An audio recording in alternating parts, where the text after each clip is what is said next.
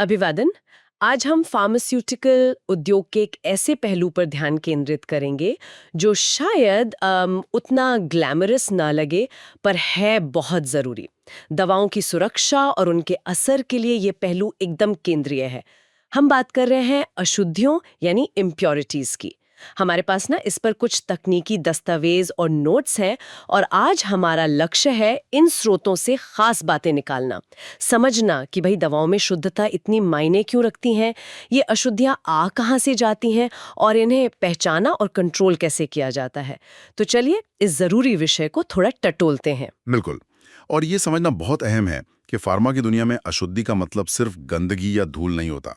ये असल में दवा के अंदर मौजूद वो अनचाहे रासायनिक तत्व हो सकते हैं। आज हम यही देखेंगे कि ये बनते कैसे हैं और इंडस्ट्री ये कैसे पक्का करती है कि मरीजों तक जो दवा पहुंचे वो सेफ हो, इफेक्टिव हो। सवाल मेरे मन में यही आ रहा है, दवा का एकदम 100% शुद्ध होना इतना ज़रूरी क्यों है? क्या थोड़ी बहुत मतलब ज़रा सी अशुद्धि से वाकई कोई बड़ा फर्क पड़ जाता है? हाँ, बिल्कुल पड़ जाता है। देखिए, दवाओं का असर जिसे हम एफिकेसी कहते हैं और उनकी सुरक्षा यानी सेफ्टी, ये दोनों काफी हद तक उनकी शुद्धता पर ही टिकी होती हैं। बहुत कम मतलब बहुत ही कम मात्रा में मौजूद अशुद्धियां भी दवा के असर को कमजोर कर सकती हैं या उसे बदल सकती हैं, और तो और वो ऐसे साइड इफेक्ट्स पैदा कर सकती हैं जिनकी उम्मीद ही नहीं थी। सोचिए, अगर दवा में कोई हानिकारक तत्व है थोड़ा सा भी, तो वो इलाज की जगह नुकसान पहुंचा सकता है। सही बात है। इसीलिए पूरी दवा बनाने की प्रक्रिया में क्वालिटी कंट्रोल मतलब गुणवत्ता नियंत्रण बहुत ही सख्त रखा जाता है। ठीक है, तो ये तो एकदम साफ है कि शुद्धता क्यों ज़रूरी है। पर फार्मा उद्योग की भाषा में ये अशुद्धि है क्या चीज़? मतलब किसे कहते हैं अशुद्धि? देखिए, अगर सीधी भाषा में कहूं तो दवा का जो मुख्य अणु है, जो एक्टिव चीज है, उसके अलावा उसमें मौजूद कोई भी दूसरी चीज तकनीकी रूप से अशुद्धि है। ये वो कच्चा माल हो सकता है जिससे दवा बननी शुरू हुई थी, मतलब स्टार्टिंग मटेरियल, या फिर बनाने की प्रक्रिया के बीच में बनने वाला कोई उत्पाद, कोई इंटरमीडिएट, या फिर बनाने के दौरान हुई कोई अनचाही रासायनिक प्रतिक्रिया, कोई साइड रिएक्शन, उससे बना कोई नया पदार्थ। कुछ आम उदाहरण अगर लें तो जैसे lead, arsenic, iron, chloride, sulphate, इनकी बहुत थोड़ी मात्रा भी अशुद्धि मानी जाती है। अच्छा, तो ये दवा के साथ ही आ सकते हैं या प्रक्रिया में भी बन सकते हैं? पर इनके दवा में आने के मुख्य स्रोत क्या हैं? क्या सिर्फ कच्चा माल, रॉ मटेरियल ही जिम्मेदार है? कच्चा माल तो एक बड़ा स्रोत है ही, चाहे दवा किसी पौधे से ली गई हो या लैब में बनाई गई हो। अक्सर ना कच्चे माल में ही कुछ अशुद्धियां पहले से होती हैं। लेकिन कहानी यहीं खत्म नहीं होती। दवा बनाने का तरीका मतलब मेथड ऑफ मैन्युफैक्चर, वो भी बहुत मायने रखता है बनाने के तरीके से। कैसे? क्या आप कुछ उदाहरण दे सकती हैं? मेरा मतलब है दे सकते हैं। जरूर, जरूर। जैसे दवा बनाने में कई तरह के रसायन इस्तेमाल होते हैं जिन्हें हम अभिकर्मक या रिएजेंट्स कहते हैं। हम्म। हो सकता है कि ये अभिकर्मक खुद पूरी तरह शुद्ध ना हो, तो उनकी अशुद्धि दवा में रह सकती है। एक उदाहरण है कैल्शियम कार्बोनेट। उसमें कभी-कभी घुलनशील क्षार अशुद्धि के तौर पर मिल सकता है। और एक दिलचस्प बात बताऊं, कभी-कभी एक अशुद्धि को हटाने के लिए जो रसायन इस्तेमाल किया जाता है, वो खुद ही अंत में एक अशुद्धि बन जाता है। अरे, ये कैसे? हाँ, जैसे पोटेशियम ब्रोमाइड से सल्फेट हटाने के लिए बैरियम का इस्तेमाल होता है। पर अगर प्रक्रिया ठीक से कंट्रोल ना की जाए, तो अंत में बैरियम खुद एक अशुद्धि बनकर रह सकता है। बाप रे, ये तो बड़ी उलझन वाली बात है। अच्छा, और सॉल्वेंट्स का क्या?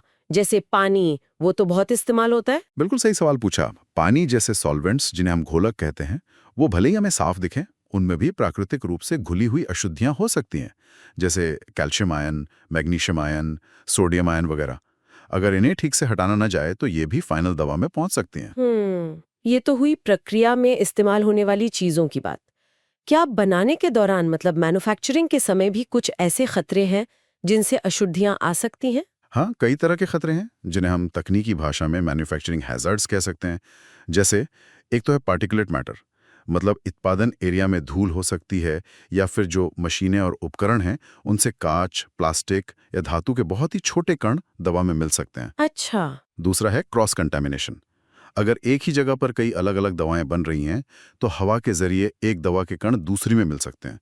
ये भी एक तरह का संदूषण है। हाँ, ये तो खतरनाक हो सकता है। बिल्कुल। फिर है माइक्रोब्स, बैक्टीरिया, फंगस जैसे सूक्ष्म जीव। अगर साफ सफाई का पूरा ध्यान ना रखा जाए तो ये दवा को दूषित कर सकते हैं। फिर प्रक्रिया में गड़बड़ी भी हो सकती है, जैसे मिक्सिंग ठीक से ना हुई, या तापमान दबाव सही नहीं रखा, या भरने में कोई गलती हो गई।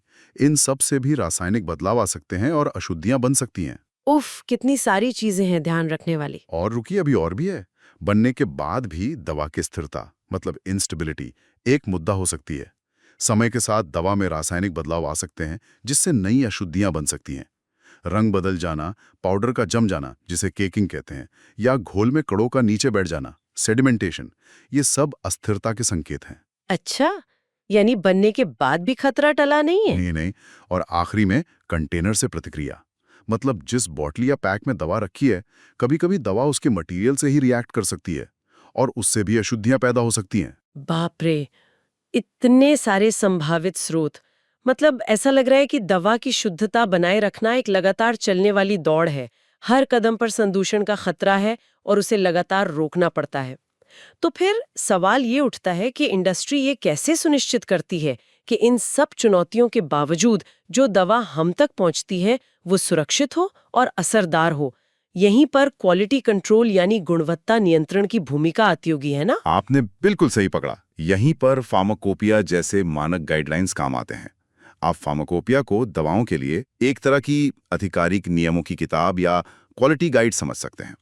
हर देश की अपनी फार्माकोपिया होती है, जैसे भारत की इंडियन फार्माकोपिया यानी आईपी, ब्रिटेन की बीपी, अमेरिका की यूएसपी।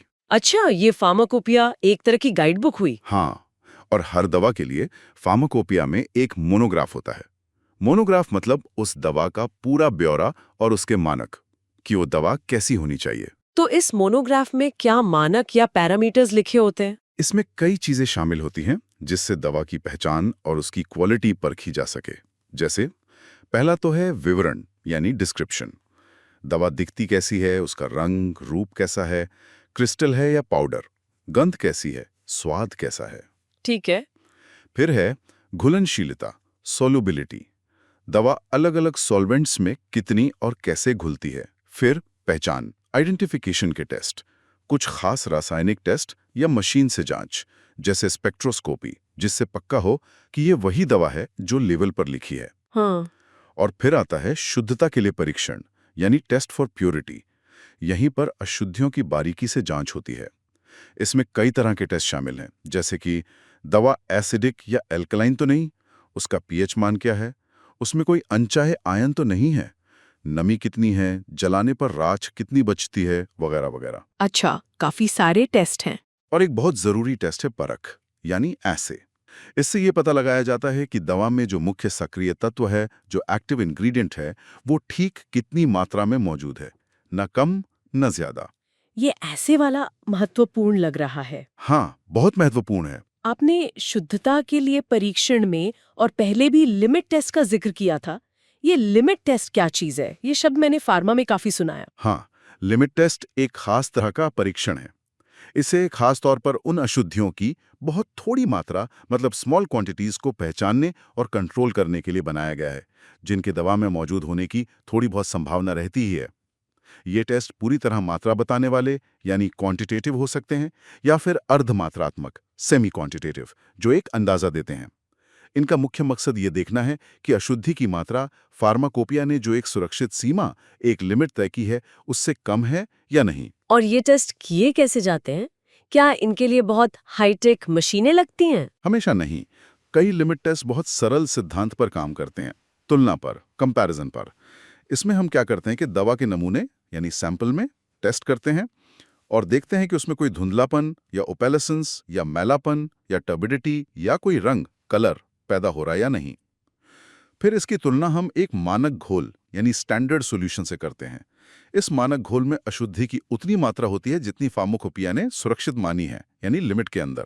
अच्छा, तुलना करते हैं। हाँ, अगर हमारे नमूने में वो धुंधलापन, मैलापन या रंग मानक घोल से कम है या उसके बराबर है, तो इसका मतलब दवा टेस्ट पास कर गई, अशुद्धि सुरक्षित सीमा के अंदर है। ये सीमाएं अक्सर पार्ट्स पर मिलियन यानी पीपीएम में बताई जाती हैं। पीपीएम बहुत ही छोटी मात्रा होती है। अच्छा, तो ये तुलना वाला सिद्धांत काफी दिलचस्प है।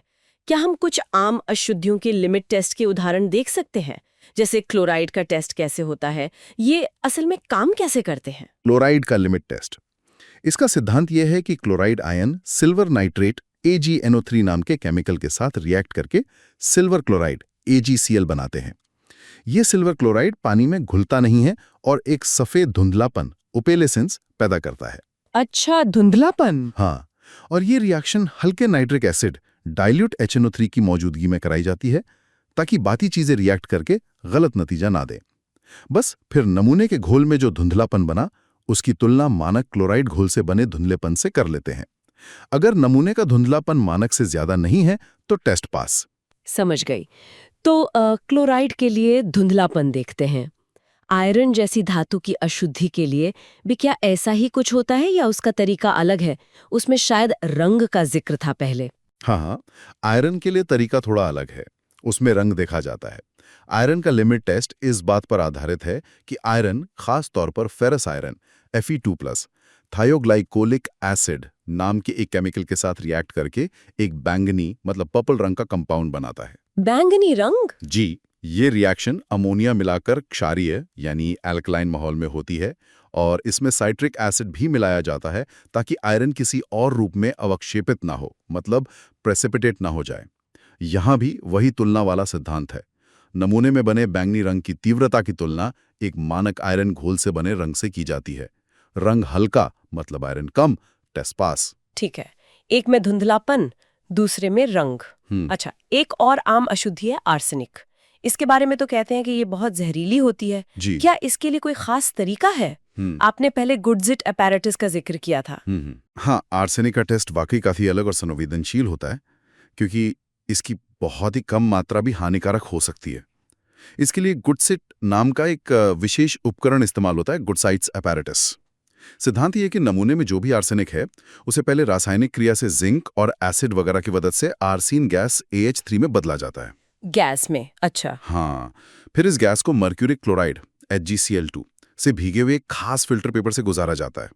अगर आर्सेन गैस मौजूद है तो मर्क्यूरी क्लोराइड से रिएक्ट करके पेपर पर एक पीला दाग, येलो स्टेन बना देती है। पीला दाग? जी।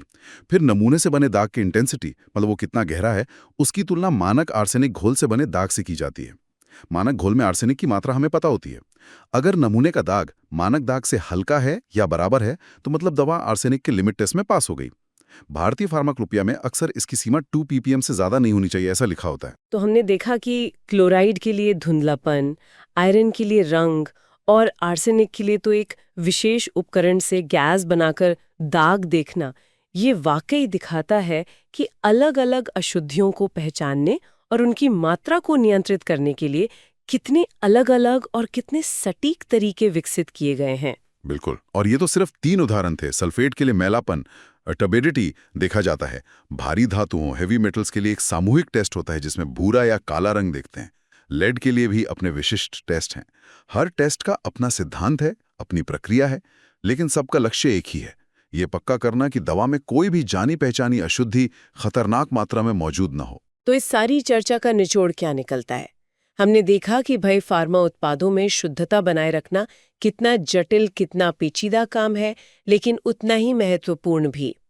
अशुद्धियों के स्रोत कई हो सकते हैं, कच्चे माल से लेकर बनाने की प्रक्रिया, भंडारण और यहाँ तक कि पैकेजिंग तक।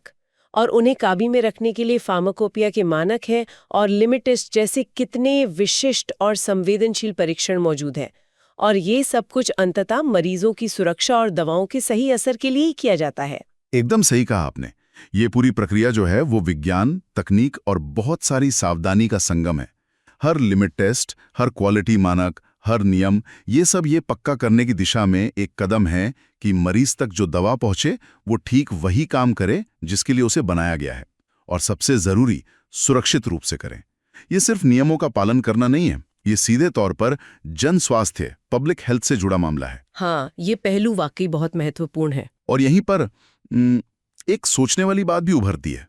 क्या? जैसे जैसे हमारी विश्लेषण करने की तकनीकें, हमारी एनालिटिकल टेक्निक्स और बेहतर हो रही हैं और ज्यादा संवेदनशील हो रही हैं। हाँ, वो तो हो ही रही हैं।